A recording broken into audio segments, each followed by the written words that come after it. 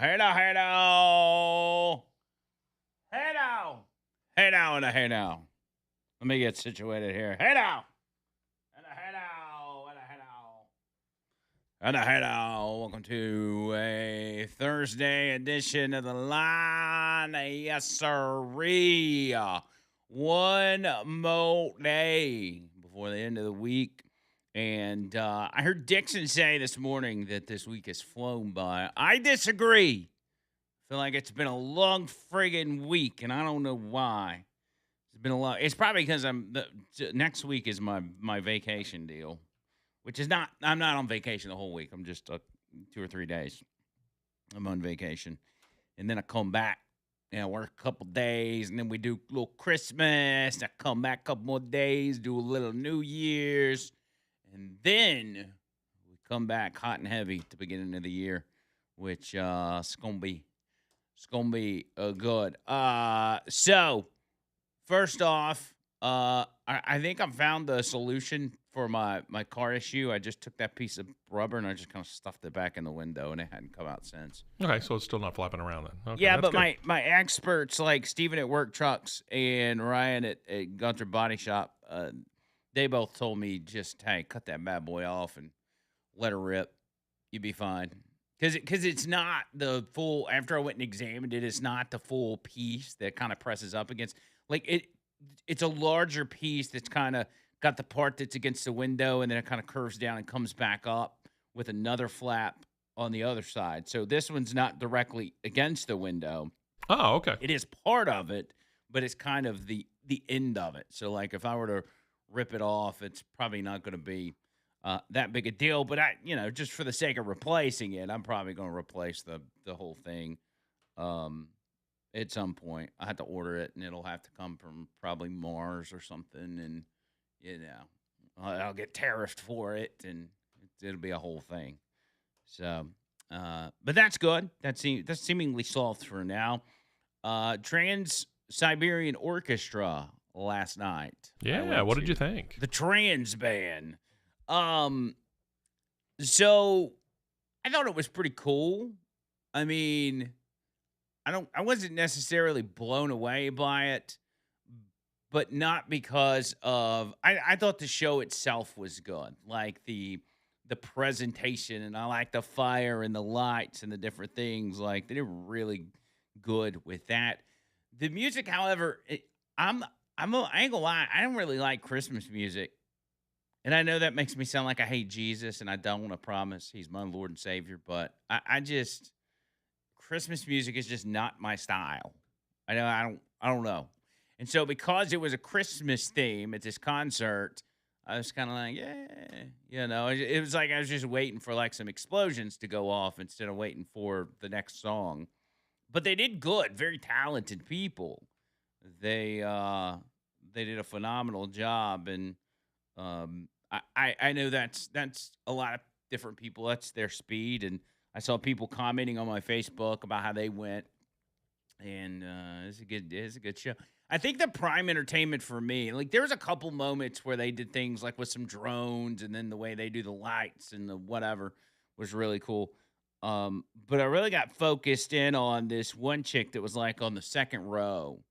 All right, and she was really into Trans Siberian Orchestra. I mean, really into it.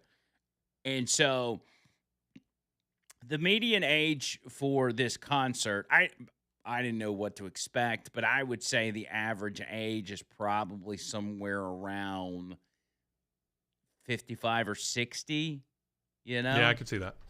maybe even 60, 65. A lot of older people there.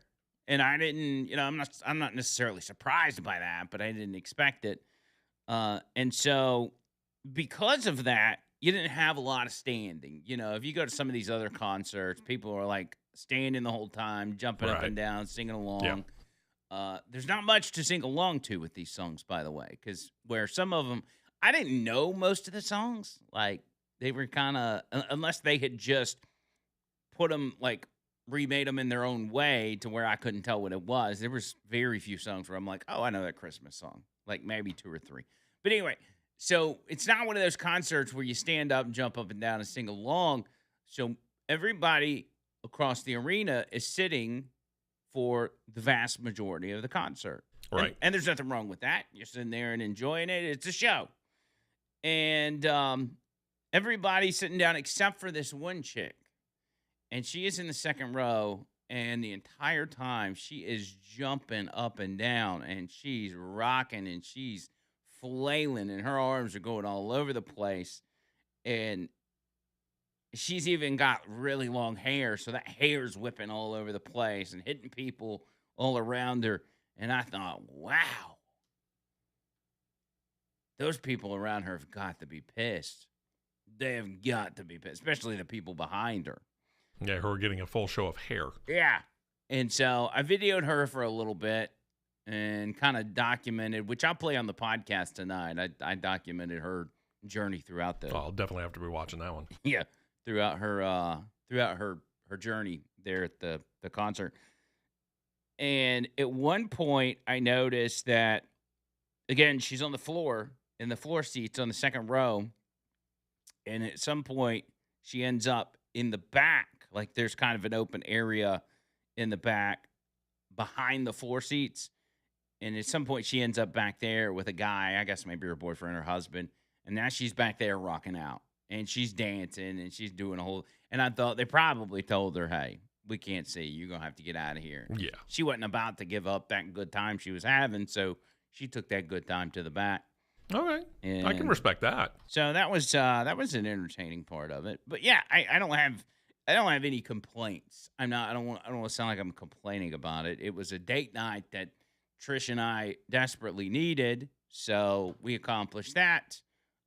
We enjoyed the show and went to Hattie B's afterwards. And after, okay. If you know Trish and I, like, we don't ever like go out to eat. We're always picking up and taking home because I eat late and it's just a kind of a weird situation. So we go and actually sit down and eat. And that was maybe the biggest part of the night. We went with my cousin Dakota and his wife Charity. And so it was good. We actually, really what we were going to do originally is we were going to go see the Nutcracker, which probably, would have had the same effect for me. Actually, Trans-Siberian Orchestra probably would have been better for than the Nutcracker for me. But that's what she originally wanted to do. And Dakota agreed, but then Charity was like, let's go see Trans-Siberian Orchestra. And everybody's like, that's cool. We'll do whatever. And so that's what we did. Did that, went out to eat, got home late, and today I am tired. So that is that's my night in my Trans-Siberian Orchestra experience in a nutshell.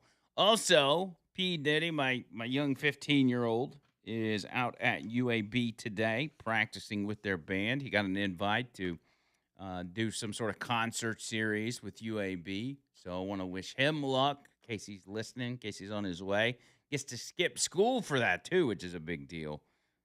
He's going to be, for the next 3 days, he's going to be at UAB with their band doing some practicing. He's absolutely killing it. That should be excused, though, shouldn't it? Oh, it is. Yeah, okay. They let him go. And so just very excited because, he just started playing drums earlier this year. And between just his general passion and the fact that he's constantly drumming and then a lot of help from our friend Gary Asher and all of that, like, he's just really gotten on top of it. Like, he's gotten pretty freaking good. Got a long way to go, but if you look at the time span as far as how long he's been doing it, he's killing it.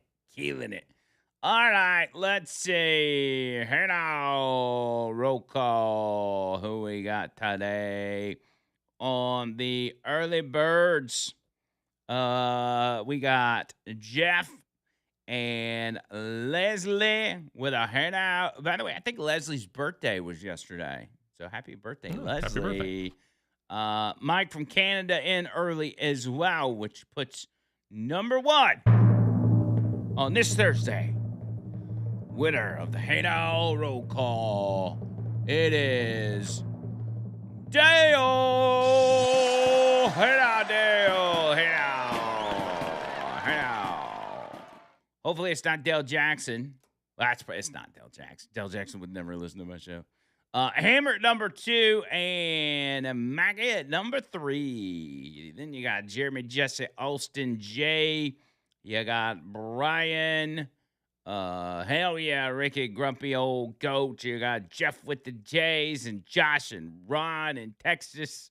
You got Daniel and Mark and Heath and Hippie with the J's. Boomer, Cherry, Chris, Kevin, Patrick, Tracy, Paul, Russell, Bubba, Rumble, Bo, Brandon. Look at all y'all. James and Nick and Tammy, Rudy, Tommy, and Joey, and Trent, and Lisa. Hey now, everybody. Hey now. Glad y'all could join us today, man. I got so much to get to. I've been kind of getting backed up as of late. So I'm going to break down a lot of stuff when we get back. I confirmed Damian Mitchell in tomorrow. We have not yet sat down with Damian to talk about the state of college football, which, by the way, more craziness going on this time out of Michigan. I'll tell you about that when we get back on the other side. Hang tight.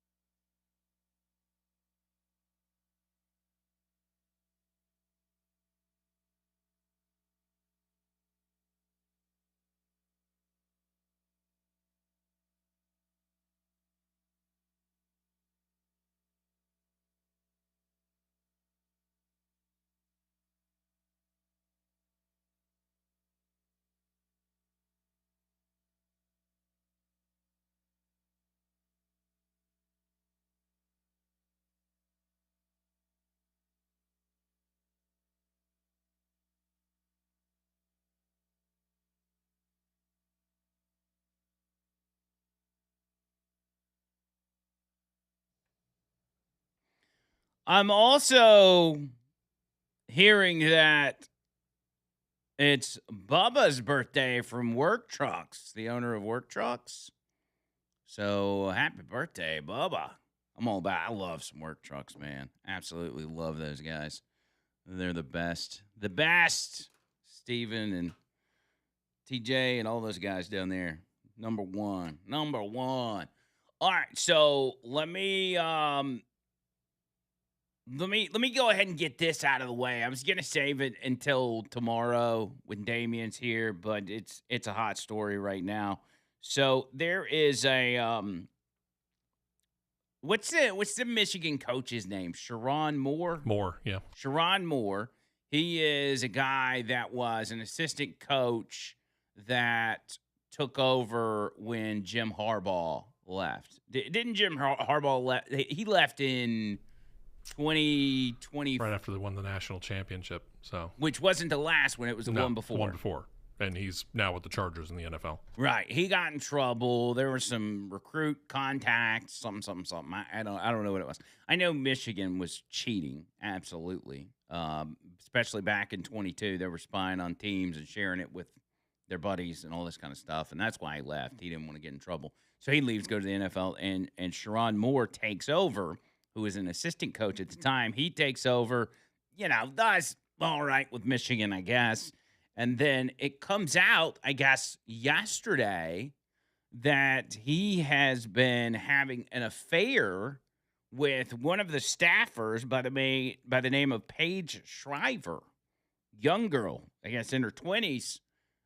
He's running around with this girl and everything else, and once that pops off, then the details start coming out, and it's bad. I'm talking like he got her pregnant at one time, forced her to get an abortion, paid for it. Then I guess the University of Michigan finds out, and they decide, hey, we're gonna have to cut you loose, cuz, and so they fire him. But that's not even the crazy part. So after that, apparently, he goes home. He gets in a big fight with his wife. Got to assume that that's what it's about, right? He then tells his wife he's going to kill himself. He ends up leaving and then showing up to this Paige Shriver's house, the girl he's having the affair with, and tells her the same thing, puts a knife to his own throat, says, I'm going to kill myself, but first I'm going to kill you. And then something happens, I don't know, and he ends up leaving. Nobody got killed, and authorities end up finding him somewhere at a church nearby and arrest him. So, wow. So you go from head coach of Michigan, one of the premier schools in the country, to, losing your marbles over a chick, which we've seen that. A lot of guys will end up losing their marbles over a woman. That's a story that's as old as time. But that was crazy. Like he was going to kill himself, and maybe he was just talking, and that's why he didn't do it. But he was just, that's a tough spot to be in. Don't be banging the interns. Don't be banging the staffers.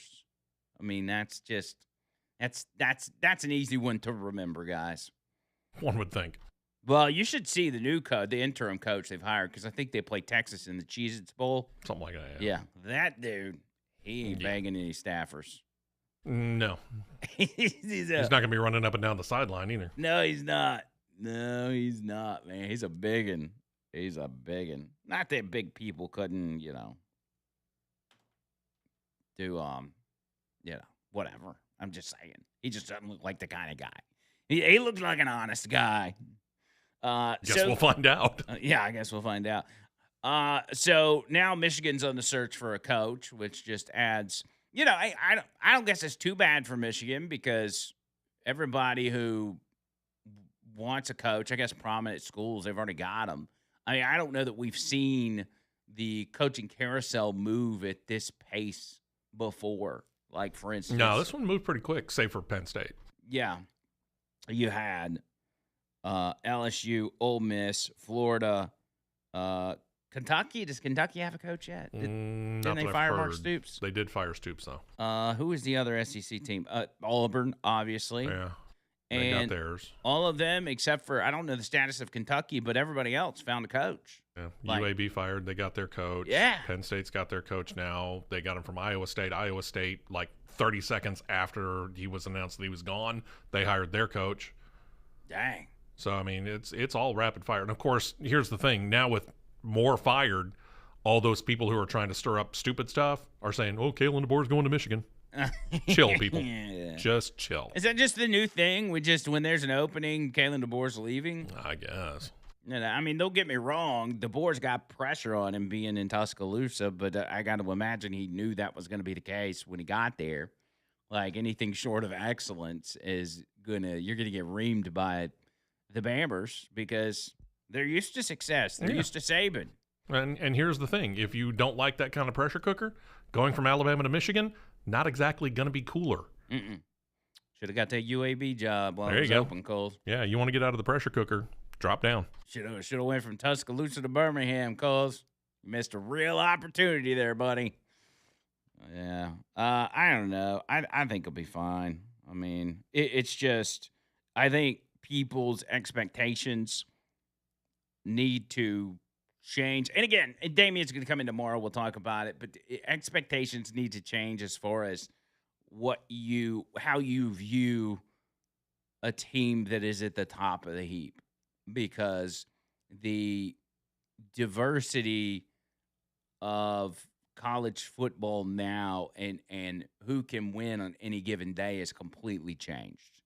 I mean, back in the day, you could take 3 or 4 teams and say they're not going to lose a game all season. You can't say that anymore because it's all spread out. The talent is now spread out, and anybody can lose on any day. And it almost makes it. It almost makes it hard. It almost takes it back to the BCS era. Remember how hard it was to get in the national championship during the BCS era? I do. It's kind of this. It's not the same way, but it kind of has that vibe to it that, you could easily find yourself on the outside of the playoffs by losing games that traditionally you would have never lost.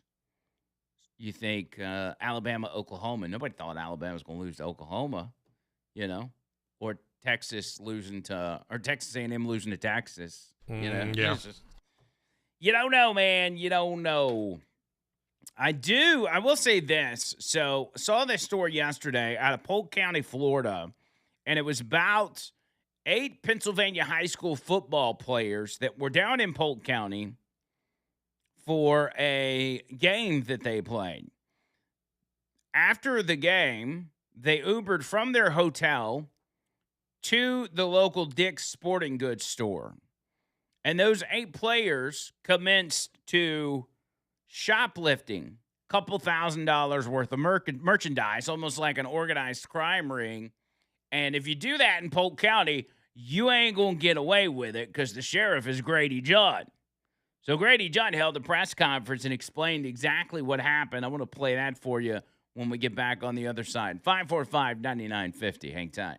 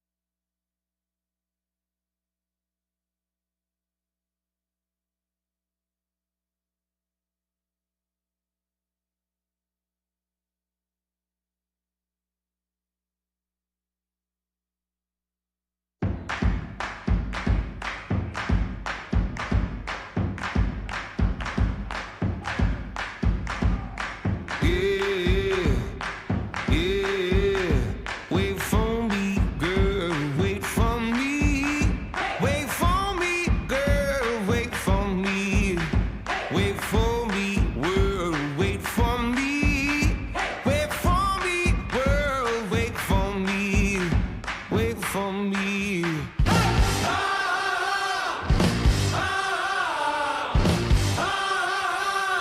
Better keep up till the sun goes down.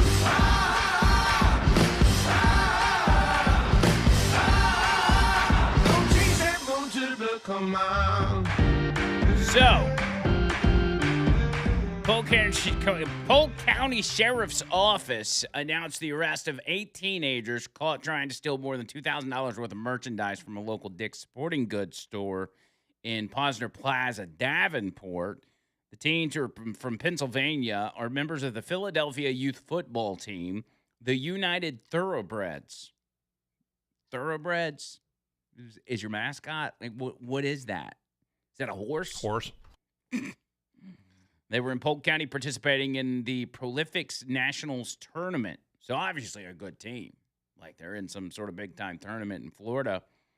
Polk County Sheriff's Office shared this information. I tell you what, let me let you listen to Grady Judd hold the press conference on this issue. First and foremost, I want to compliment the Cocoa Tigers.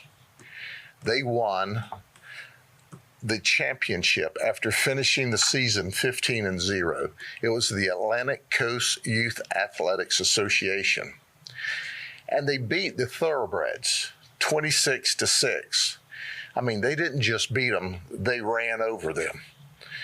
And the Thoroughbreds were from Philadelphia, Pennsylvania.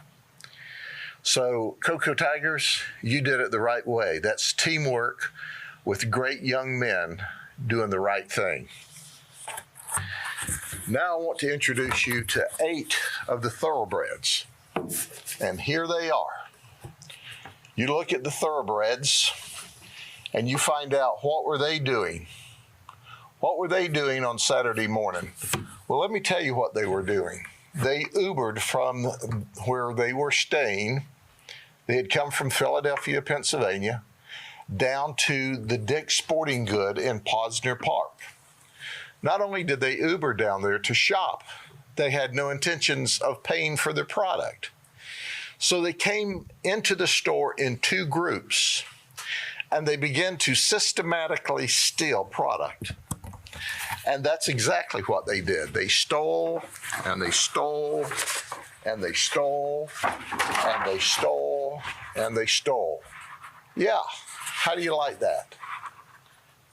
This is everything that they stole. And guess what? As we've said before, you can't go any place, anytime that you're not on a camera. So Dick's Sporting Goods knows that they're stealing because they're watching this systematic, organized theft ring called a football team. Now, not only did they steal 47 items, but ostensibly, they may have cost their team the championship and the football game, because I don't know if these all were starters or not, but I can tell you that we were finishers. We arrested them. We took them to the Juvenile Assessment Center, and we put them in lockup. I love Grady Judd. Because every time they make a big arrest, he comes out, holds a press conference, shows their picture, explains what happens. That's a good sheriff right there. And I've kept up with Grady Judd for a long time. I'm a huge fan. But listen, these kids came all the way from Pennsylvania. They played the game. From what it sounds like, they lost. They got thumped. And after getting beat, they decided to go down to the local Dick's Sporting Goods store and be thugs and steal $2,000 worth of merchandise, 8 of them. They went in there with the intentions of stealing. And now, instead of going back home to Pennsylvania, they're sitting in jail in a juvenile detention center in Florida. I've seen between some of the Chris Hansen stings and other shows that they do, like law enforcement shows in Florida, in Polk County in particular. I've literally watched them hem people up and say, well, you picked a bad place to commit this crime. And the offender will go, well, I'm not in Polk County, am I? He's like, yep, you're just barely in Polk County. And he's like, oh, no. Because they know they're going to get nailed to the wall if they commit crimes in Polk County.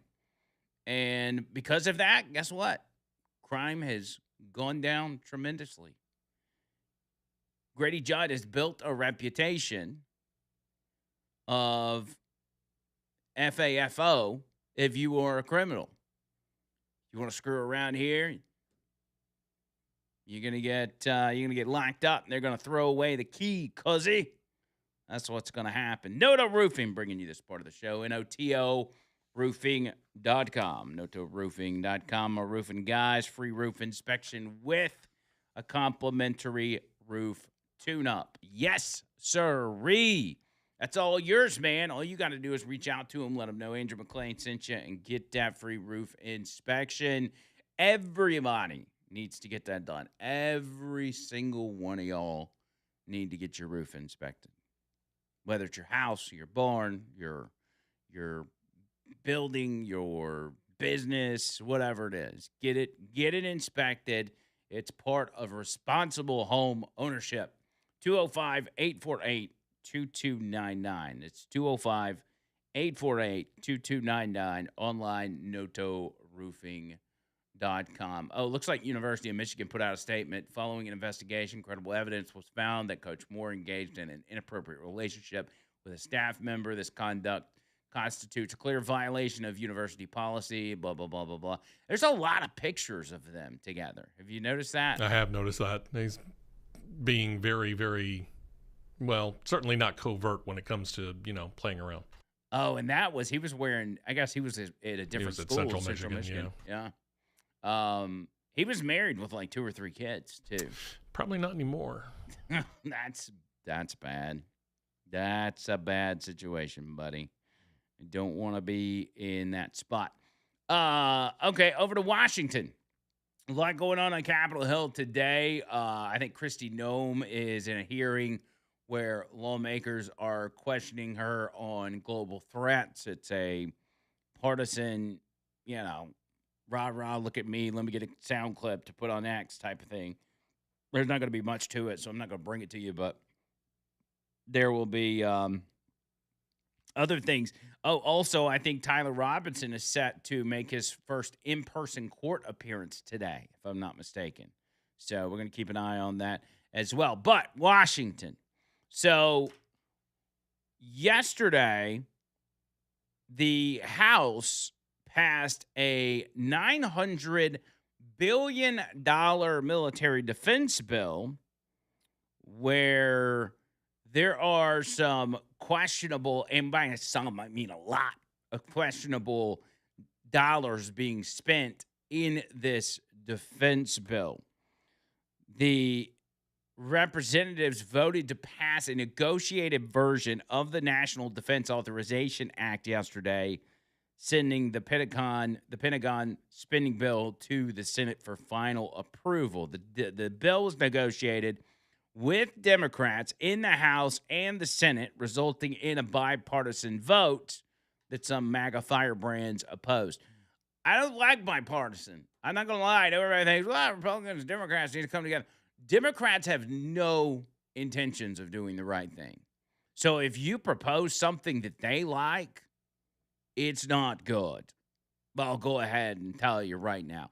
So they had an earlier procedural vote on this bill. And it just barely passed, 215 to 211 at the last minute after 4 Republicans, Anna Paulina Luna, Marjorie Taylor Greene, Tim Burchett, and Lauren Boebert all changed their votes from no to yes. Apparently whatever was needing to be cleaned up got cleaned up, but granted this was just a procedural vote. All of the Democrats voted no on that bill, which means that's the good bill.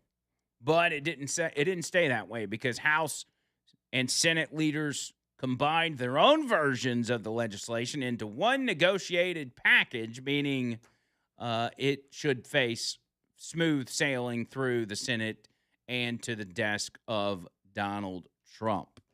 Now, proponents, and of course there's going to be good things in here, but there's also going to be bad things. Mike Johnson said that the offer enlist troops a 4% pay raise. It eliminates diversity, equity, and inclusion policies, cracks down on anti-Semitism, eliminates $20 billion in spending on obsolete programs and Pentagon bureaucracy and policies that crack down on China, yada, yada, yada.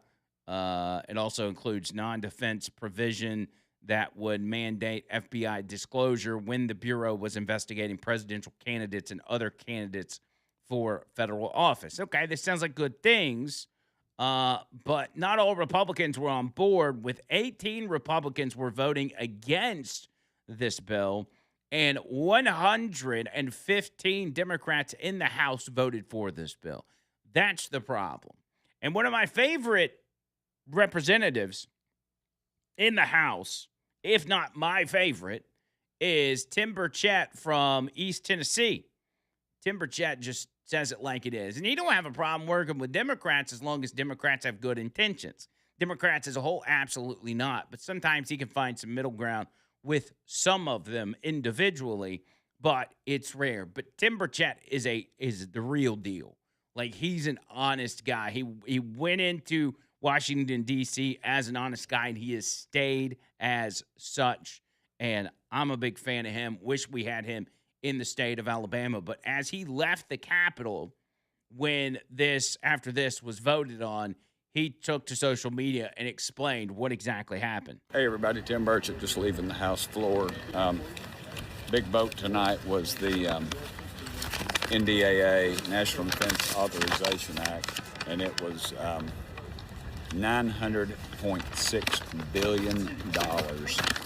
There's money in there for, of course, Ukraine, $800 million total, and some other things. Money in there for recognizing an Indian tribe out of North Carolina. Has nothing to do with national defense. Syria, money, Iraq. Look, we just got to quit this stuff. America's got to start paying attention. And the Ukraine stuff's not even, Trump didn't even ask for that. You've got the war pimps that push for this stuff, and they always will tell you, oh, it's the Burchett, man, they're going to spend all that money here buying those missiles. You know, is that what we're basing our votes on, is they're going to buy implements to kill other people on? I mean, I'm all for getting rid of our enemies, but this is just too much. It's way too much. And things are just not what they appear. We need to wake up. I voted no. Over 100 Democrats voted to pass this. That ought to tell you right there what this is about. Got some liberal stuff tucked in there, and it's over 3,000 pages. We get it on Sunday, and we're voting on it today. There's no way we will ever know what was in there. And it's just, anyway, frustrated. We'll keep fighting them. Thank y'all for sending me here. He always says that at the end of his videos too. Thank y'all for sending me here. Like, he doesn't sound very excited about it. Screw y'all for sending me here. Nah, he's a good dude, and he's exactly right. First of all, 3,000 pages they throw on their desk on Sunday and expect them to go through every fine detail because it's filled with government bull crap, like stuff that's intentionally worded to make it confusing. So if the average person was reading it, you'd be like, I don't even know what any of this means. But on top of that, 3,000 pages worth of stuff, just random stuff crammed in a defense bill, some of which, probably a lot of which, has nothing to do with defense, like recognizing a tribe in North Carolina or whatever. Money to Ukraine. That's not national defense. None of that is. And it's stuff that Donald Trump hasn't asked for. But now what's going to happen is it's going to, and their theory on the Ukraine stuff, I know we've cut out money, given money to Ukraine, but they claim it's something about that it's going to be going towards the weapons that they're buying from us, and that we're not just sending money to Ukraine. Nobody even knows. Nobody even knows because this stuff is so convoluted and they chunked it in there at the last minute and forced everybody to vote on it. But the thing is, it puts everybody else in the Senate and even the president in a position of, we got to fund the military. We got to fund the Pentagon. So, yeah, there's going to be some stuff in here you don't like, but you need to sign it anyway. $900 billion. My question is, if you took out the stuff that didn't have anything to do with our military and our national defense, what would the price tag of that bill be? It'd be well under $900 billion, probably under $500 billion. It's crazy that we allow our politicians to swindle us in this matter. And it happens time and time and time again.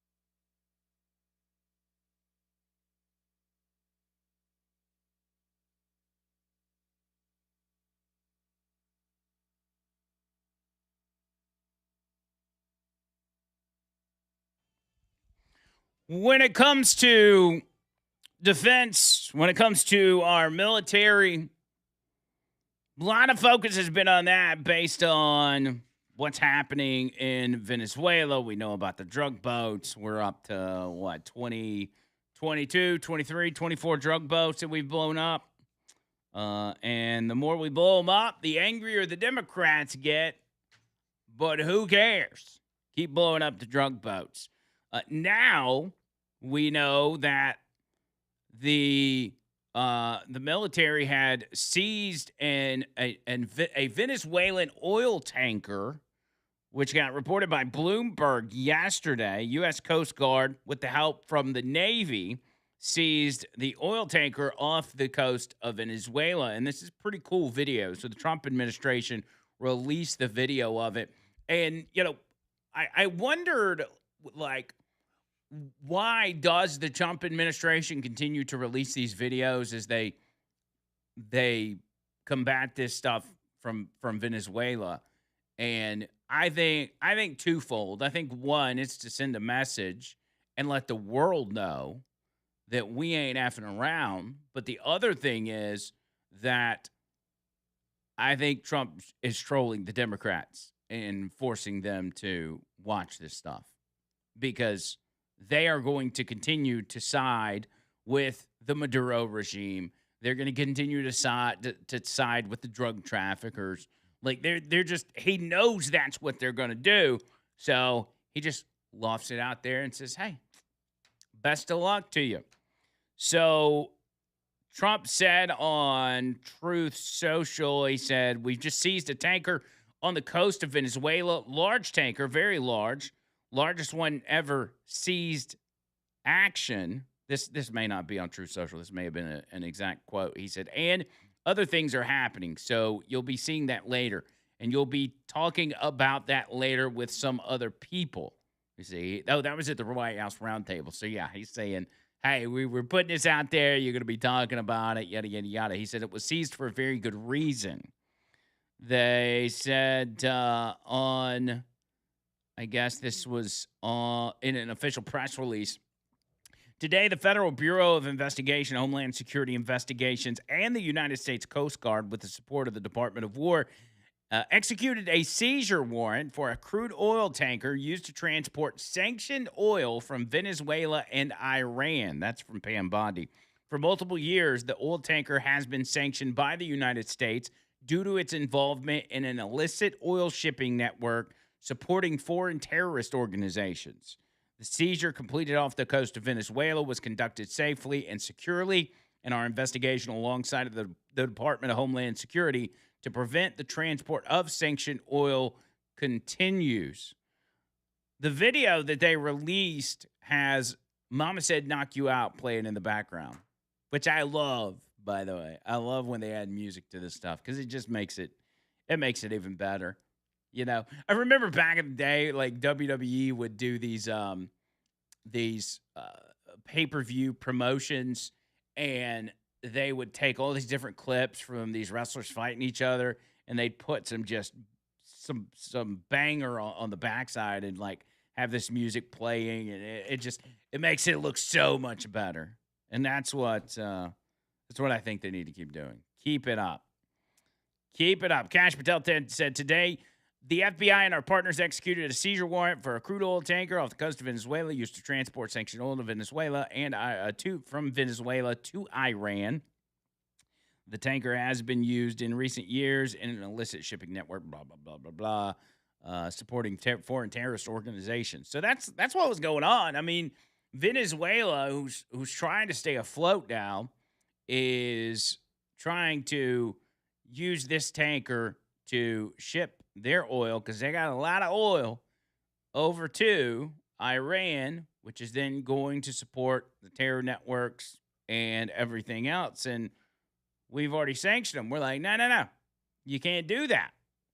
They're trying to do it anyway. So we're stopping them at every turn. The pressure is continuing to be applied to Venezuela. And at some point, they got to throw their hands up and say, okay, uncle, mercy.